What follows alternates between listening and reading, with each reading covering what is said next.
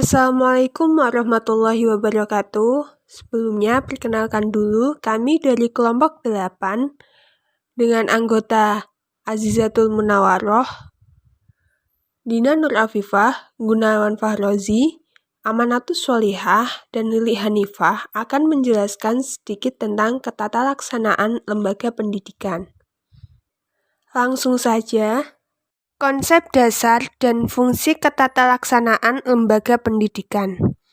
Ketatalaksanaan lembaga pendidikan adalah suatu usaha yang dilakukan oleh lembaga pendidikan untuk melaksanakan tata laksana atau tata usaha dalam sebuah lembaga pendidikan.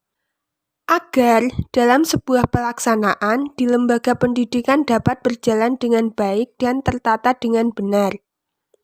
Adapun konsep dasar dari ketatalaksanaan lembaga pendidikan antara lain 1. Menyangkut keadministrasian kurikulum, 2. Menyangkut administrasi murid, 3. Menyangkut administrasi personil, 4. Menyangkut inventaris sekolah, 5. Mengenai pekerjaan surat menyurat, 6. Menunjang penataan keuangan, 7. Menunjang administrasi sarana prasarana, dan 8. Menunjang hubungan sekolah dengan masyarakat. Ketatalaksanaan lembaga pendidikan. Yang pertama, memperlancar pencapaian tujuan pengajaran. Yang kedua, memperlancar kegiatan pencatatan siswa dari proses penerimaan hingga murid keluar dari sekolah.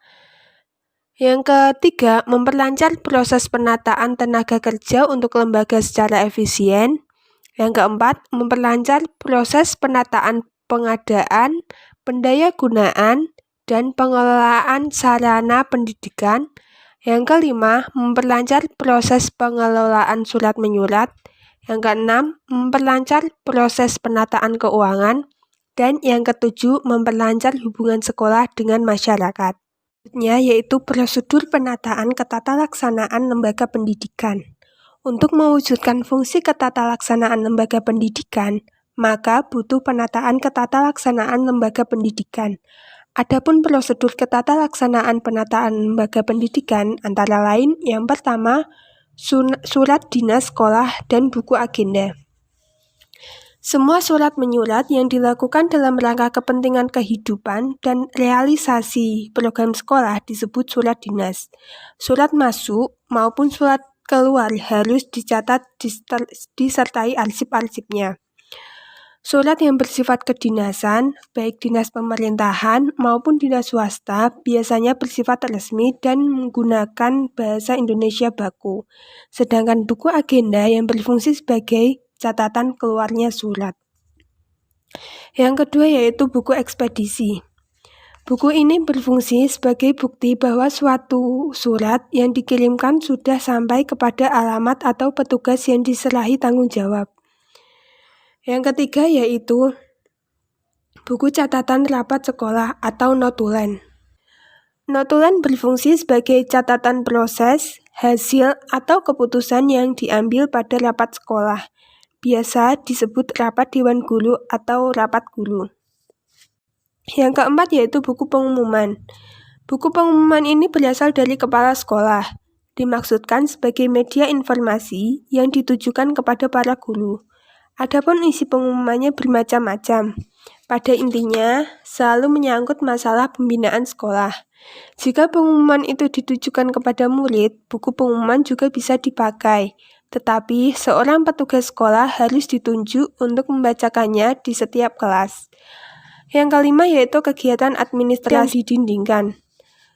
Kegiatan ini merupakan kegiatan pencatatan atau pendataan yang kemudian hasil pencatatan tersebut dipasang atau ditempel pada dinding, baik di dinding kelas maupun di dinding kantor guru atau tata usaha sekolah.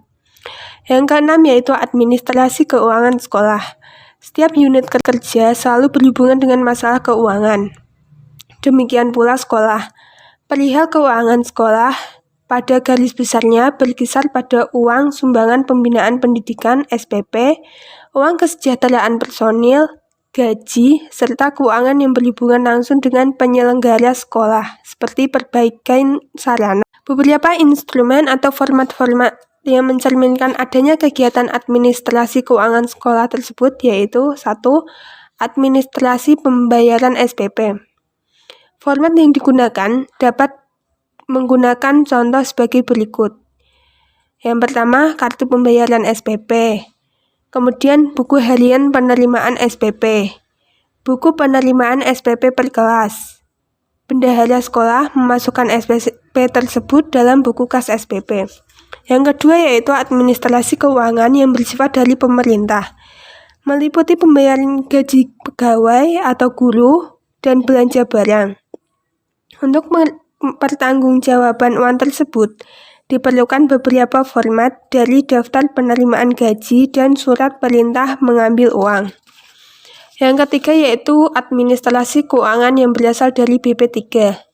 BP3 bertugas untuk memberikan bantuan dalam penyelenggara sekolah. Dapat berbentuk uang atau bentuk lain seperti perbaikan sekolah, pembangunan lokal, baru, dan sebagainya. Yang keempat yaitu lain-lain. Dalam hubungan ini, misalnya kegiatan arisan sekolah, koperasi antar guru, dan lain-lain, perlu disusun suatu format yang disebut kartu pembayaran gaji. Kartu ini sering disebut daftar potongan gaji karena lebih menekankan besar jumlah potongan gaji pegawai yang bersangkutan. Pengertian sistem informasi manajemen pendidikan. Makna kata sistem didefinisikan dengan berbagai pendekatan dan beragam istilah. Pendekatan sistem yang lebih menekankan pada prosedur mendefinisikan sistem sebagai suatu jaringan kerja dari prosedur-prosedur yang saling berhubungan kelompok dan bekerja sama untuk melakukan kegiatan pencapaian sasaran tertentu. Informasi dikatakan berharga jika informasi itu mempengaruhi proses pengambilan keputusan yang lebih baik. Sasaran utama dari sistem informasi adalah menyediakan informasi yang akurat dan penting. Informasi juga dapat berarti beberapa kesatuan yang tak terukur yang dapat mengurangi ketidakpastian tentang suatu peristiwa atau langkah. Sistem informasi manajemen merupakan sistem yang mengolah serta mengorganisasikan informasi dalam suatu pendidikan. Jadi, manajemen sistem informasi pendidikan adalah sebuah sistem yang menyediakan informasi untuk mendukung operasi, manajemen, dan perencanaan pendidikan, serta dapat membantu dalam mengambil keputusan dalam suatu persoalan pendidikan.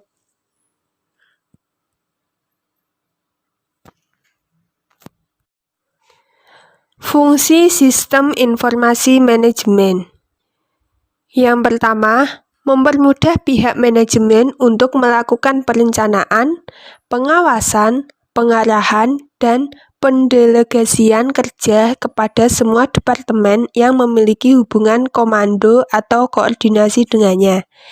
Yang kedua, meningkatkan efisiensi dan efektivitas data yang akurat dan tepat waktu. Yang ketiga, meningkatkan produktivitas dan penghematan dalam suatu organisasi. Dan yang keempat, meningkatkan kualitas sumber daya manusia karena sistem kerja yang terkoordinir dan sistematis. Adapun tujuan sistem informasi manajemen antara lain: 1. Untuk menyediakan suatu informasi dalam pengambilan suatu keputusan. 2. Untuk menyediakan suatu informasi yang digunakan di dalam suatu perencanaan, pengendalian, pengevaluasian, dan juga perbaikan berkelanjutan. Dan yang ketiga, untuk menyediakan suatu informasi yang dipergunakan di dalam suatu perhitungan pokok produk, jasa, dan tujuan lainnya yang diinginkan manajemen. Manfaat sistem informasi manajemen pendidikan. Menurut Vincent Gaspers, menyatakan bahwa beberapa pemakai sistem informasi manajemen dan penggunaannya antara lain 1. Petugas administrasi untuk mengerjakan transaksi, mengolah data, dan menjawab pertanyaan. Yang kedua, manajer tingkat bawah untuk mendapatkan data operasi, membantu perencanaan, penjadwalan, mengetahui situasi yang tidak terkendali, dan mengambil keputusan. Yang ketiga, staf ahli. Untuk mendapatkan informasi bagi analisisnya, membantu dalam analisis, perencanaan, dan pelaporan. Dan yang keempat, manajemen untuk laporan tetap, permintaan informasi khusus, laporan khusus mengenai persoalan dan peluang, membantu dalam analisis pengambilan keputusan.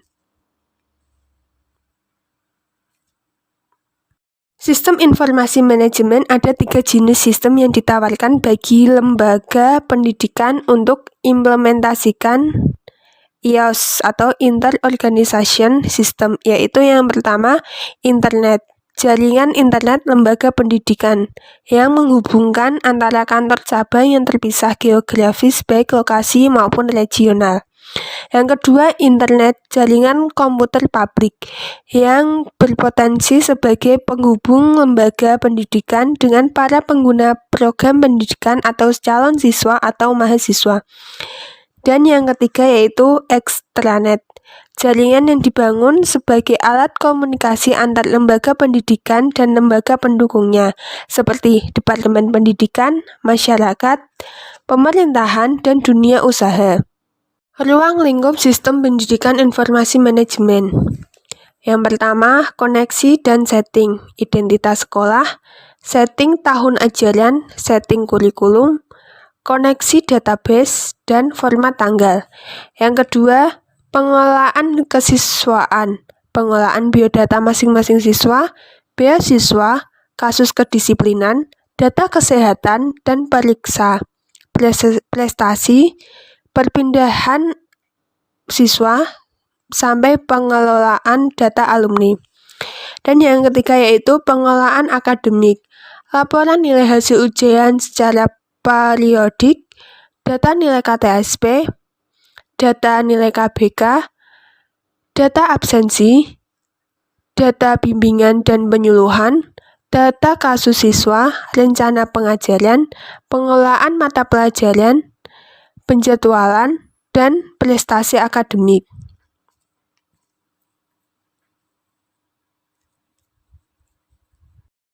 Terima kasih. Demikian yang dapat kami sampaikan dari kelompok 8.